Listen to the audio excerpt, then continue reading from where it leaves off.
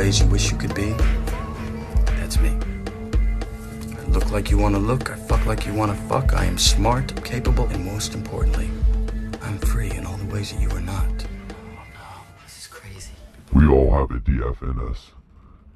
He does what we wish we could do. He does what we can't do. Anything and everything. Sometimes, even when we don't have the strength.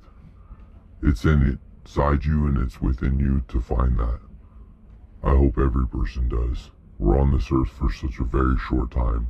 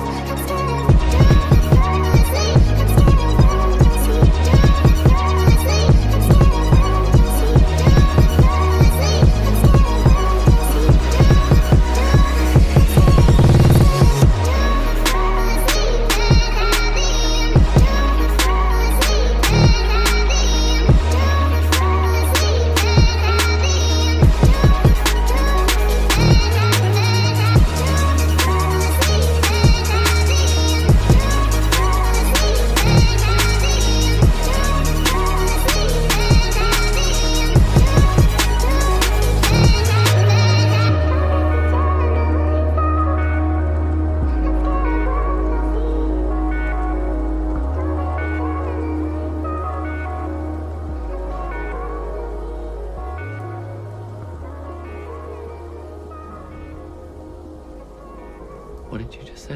What is wrong with you? What did you just call me? Say my name. Tyler Durden. Tyler Durden, you fucking freak. What's going on? I'm coming over. No, wait, Marla, I'm not there. You broke your promise. Jesus, Tyler. You fucking talked to her about me. Tyler, what the fuck is going on here? I ask you for